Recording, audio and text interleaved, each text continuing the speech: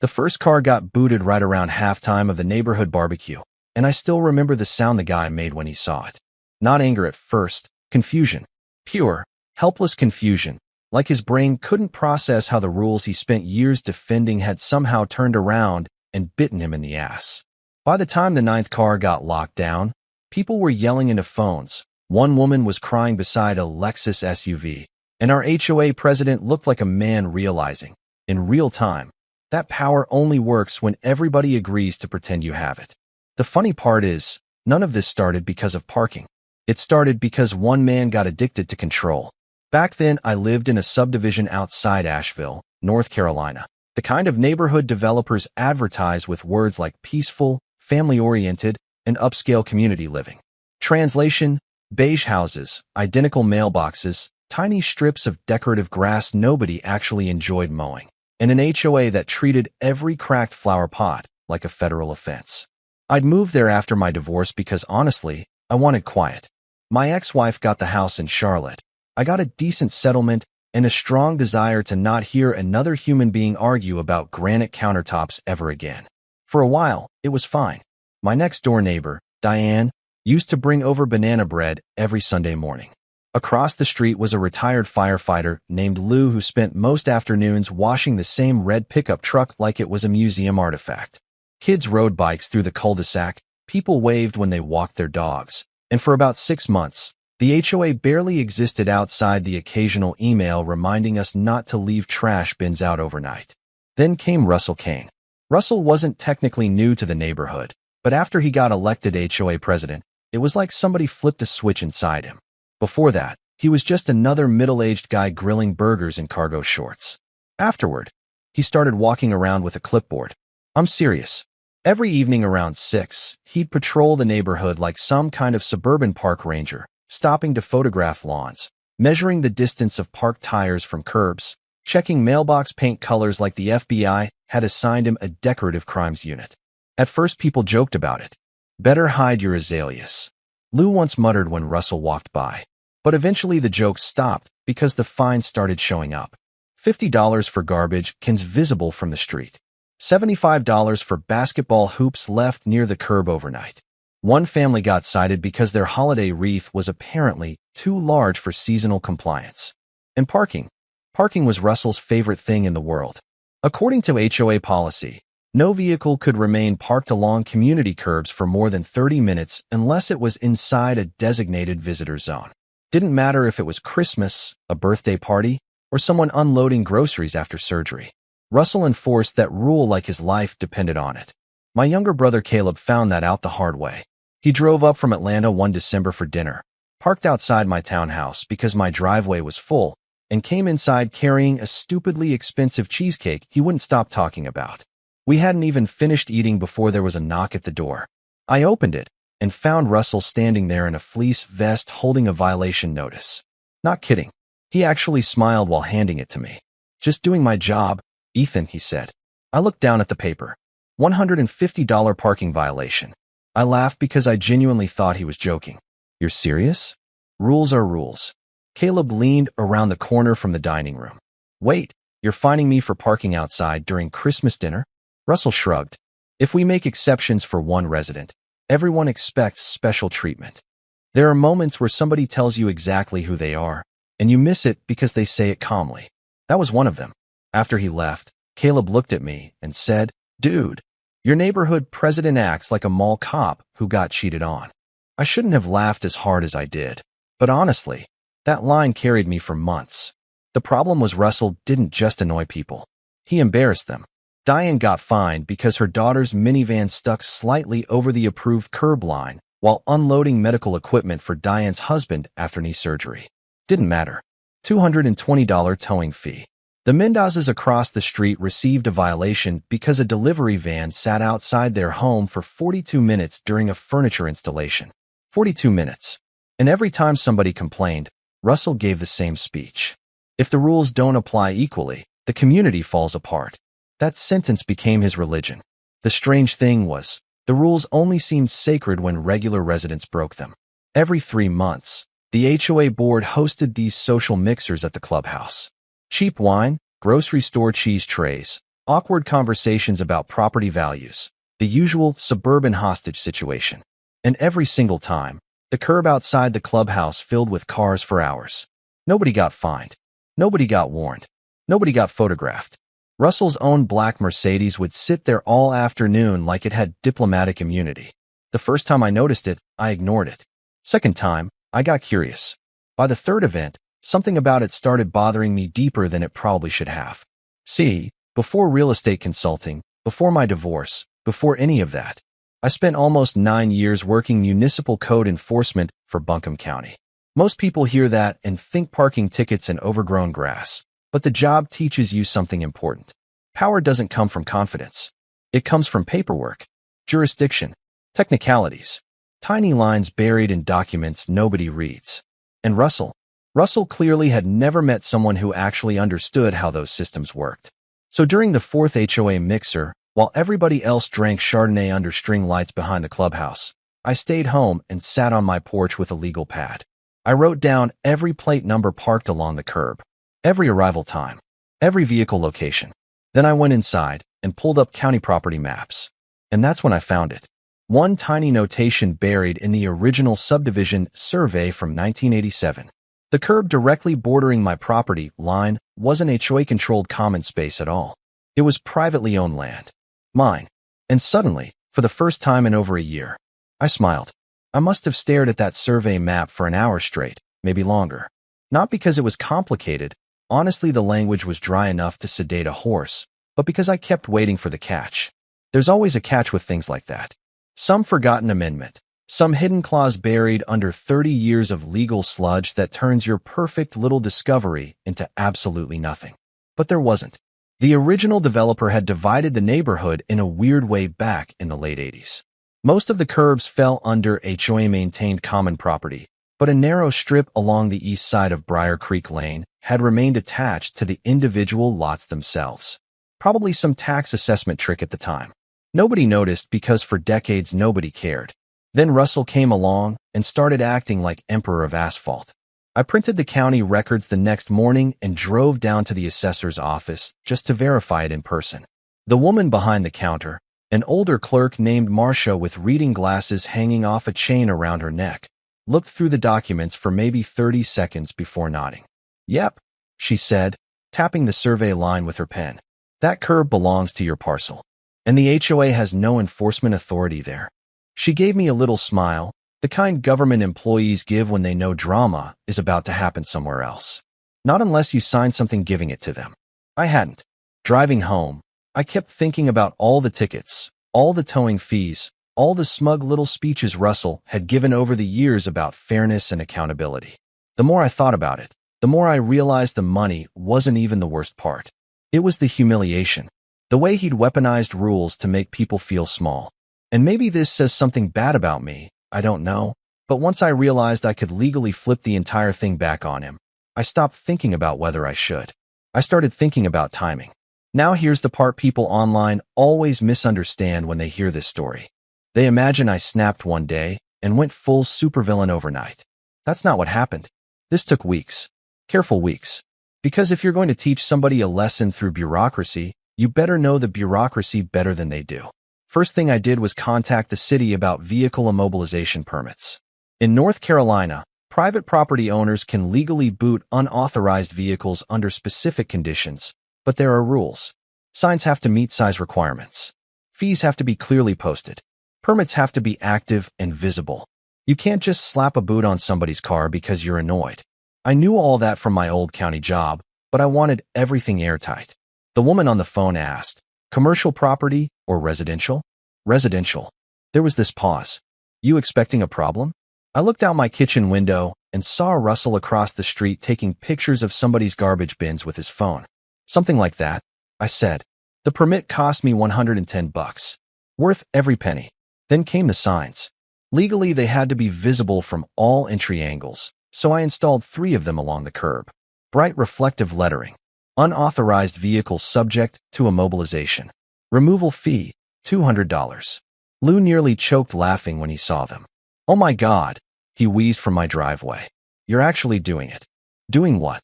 "You know exactly what." I tried to play innocent. But apparently my face gave it away. For the next month and a half, those signs sat there while the neighborhood slowly noticed them. Some residents asked questions. Others avoided eye contact completely because suburban neighborhoods survive through one sacred principle. Pretend conflict doesn't exist until somebody calls the cops. Russell definitely noticed the signs, though. One evening, he walked over while I was trimming hedges. "What's with the boot warnings?" he asked casually. I shrugged. "Private property." His smile tightened just a little. "You expecting unauthorized vehicles?" "Depends," I said. "People follow the rules around here, don't they?" That one landed. I watched the meaning hit him half a second late. Russell folded his arms. "You know HOA parking policy still applies to community areas. This isn't community property." "Yes, it is." I wiped my hands on a rag and looked him dead in the eye. "No," I said calmly. "It really isn't." That was the first moment I saw uncertainty creep into him. Tiny little crack. He recovered quickly, though.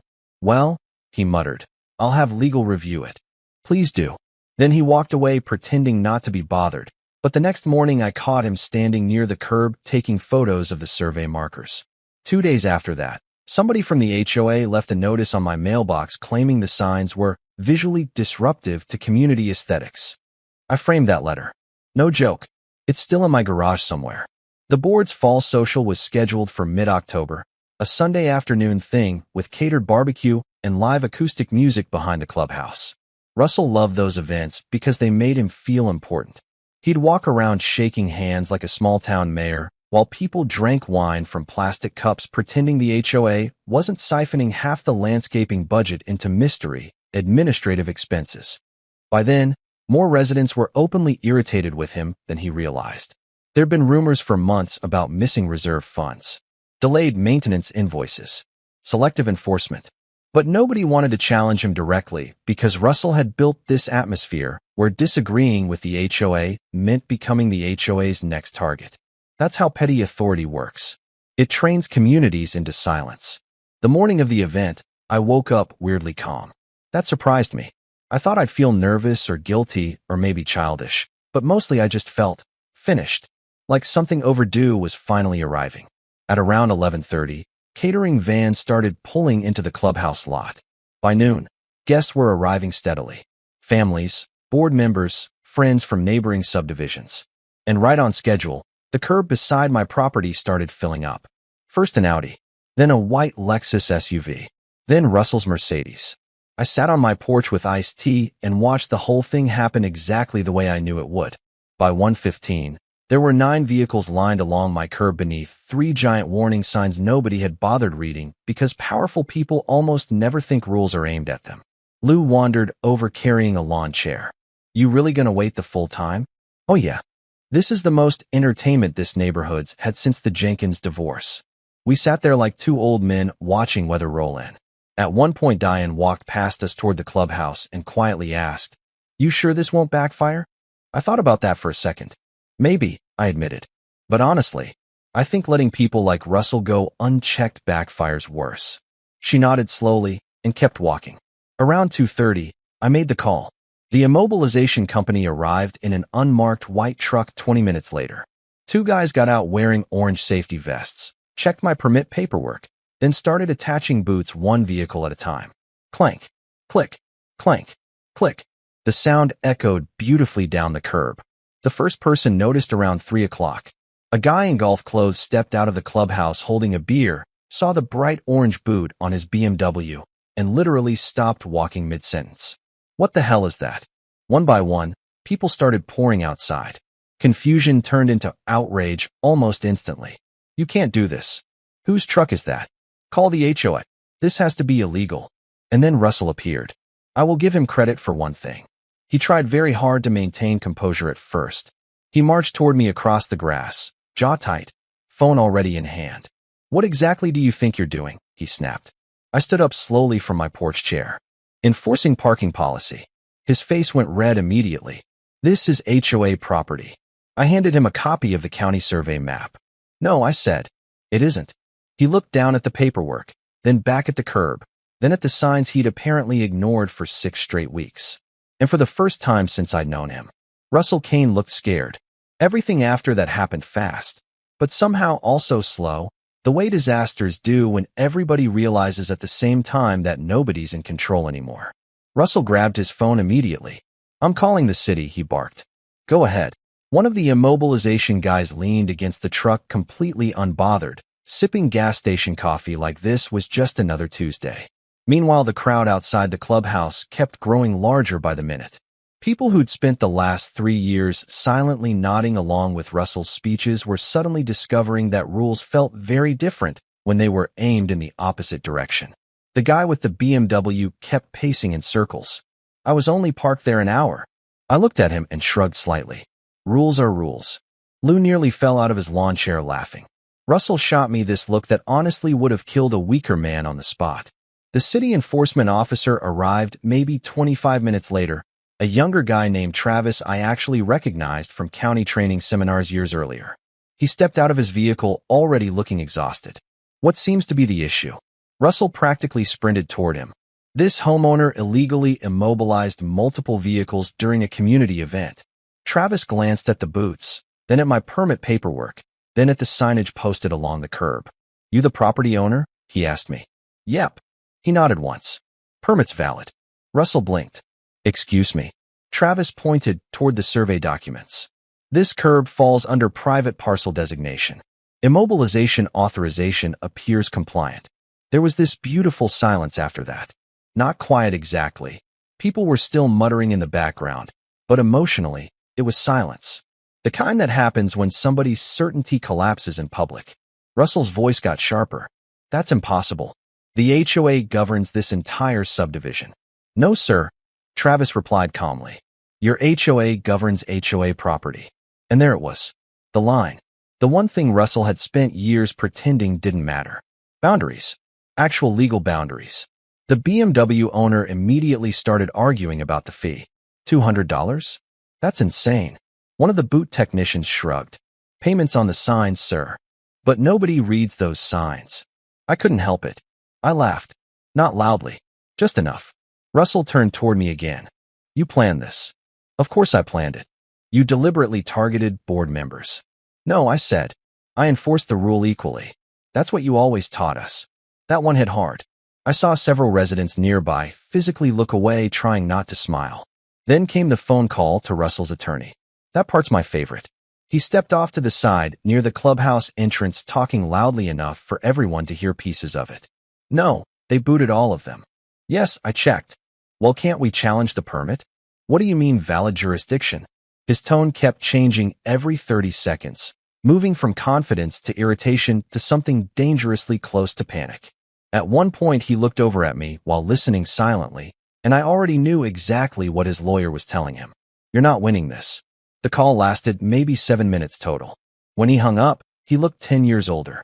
Meanwhile, people had started paying the removal fees one by one because honestly, what else were they going to do? The technicians removed each boot after payment with the same calm professionalism of airline employees processing luggage. Clank. Receipt. Clank. Receipt. By then, the entire event had completely collapsed. Nobody cared about barbecue anymore.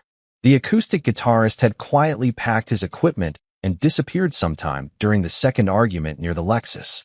Diane walked over beside me while another vehicle got released. "You know," she said softly, "part of me feels bad for him." I watched Russell standing alone near the clubhouse doors while residents avoided eye contact with him. I did too, I admitted. For a while. And that was true. Because here's the thing nobody tells you about small power. People don't usually become like Russell overnight. Most of the time, they start with good intentions. Keep the neighborhood clean. Protect property values. Maintain standards. But somewhere along the line, enforcement becomes identity. And once authority becomes part of somebody's personality, they'll do almost anything to protect it. Even humiliate their own neighbors. Especially humiliate their own neighbors. The weeks after the booting incident were chaos.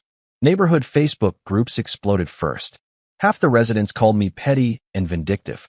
The other half treated me like I'd personally liberated Europe. One post literally called me the parking Batman. Lou printed that one and taped it to my mailbox. But underneath all the jokes and arguments, something important had shifted. People stopped being afraid of Russell. That was new. Residents started questioning things openly during HOA meetings. Financial records. Vendor contracts. Enforcement patterns. Why certain violations disappeared when board members committed them. And once people start asking questions in a system built on intimidation, things unravel fast. 3 homeowners formally requested an independent audit of HOA finances before Thanksgiving. Russell fought it hard. Too hard. That's usually a sign. Rumors started leaking out after that. Landscaping contracts tied to a company owned by his brother-in-law. Reserve funds being moved between accounts without full board approval. Selective waivers for certain residents. Nothing movie-level criminal. No hidden gold bars or offshore accounts. Just the kind of low-grade suburban corruption that grows quietly when nobody thinks accountability matters. Then, 1 week before the auditors arrived, Russell resigned. No dramatic speech. No apology. Just a bland community email thanking everyone 4 years of cooperative service. I read it twice and honestly felt nothing. That surprised me too. Because for months I'd imagined that moment feeling victorious, but revenge is weird. People think it gives closure when usually it just leaves silence where anger used to live. The truly funny part happened 30 days later. The parking restriction policy, the same sacred rule Russell defended like constitutional law for years, quietly vanished from the HOA bylaws during a December revision meeting. No announcement, no explanation, just gone. Almost like it had never mattered in the first place. A few days before Christmas, I ran into Russell one final time at the grocery store. Frozen foods aisle. Of all places. He looked smaller somehow. Less polished. Like life had finally reintroduced him to the idea that he was just another guy buying microwave dinners under fluorescent light. For a second I considered walking past him. Instead I nodded. He hesitated before speaking. "You embarrassed me," he said quietly. I leaned against the shopping cart. "You embarrassed a lot of people." His jaw tightened. "I was trying to protect the community." "No," I said. "You were trying to control it." That stung him because deep down, I think he already knew it was true. We stood there awkwardly for another moment surrounded by frozen pizzas and discount ice cream before he finally asked the question I think had been bothering him the entire time. Was all this really worth it? And honestly, that's the part one still think about. Because depending on who you ask, I'm either the guy who stood up to a bully or a middle-aged man who weaponized technicalities over parking spaces. Maybe both are true. I looked at Russell for a long second before answering. I think people should be careful creating rules they'd hate living under themselves. Then I grabbed my groceries and walked away. To this day, the neighborhood still argues about what happened. Some residents say I went too far. Others think I should have done it sooner. A few people still refuse to wave at me during morning walks. And honestly, that's fine. Communities are messy. Power is messy. Most conflicts aren't really about parking spots or garbage cans or HOA bylaws. They're about dignity. About whether people feel respected by the systems they live under. That was the part Russell never understood. If you want people to follow rules, the rules have to belong to everyone equally, especially the people enforcing them. So now I'm curious what you think. Was I justified for turning the HOA's own rule against them? Or did I become just as petty as the man I was trying to stop? Let me know in the comments, because I've heard both sides for years now, and honestly, this story still starts arguments every single time it gets told.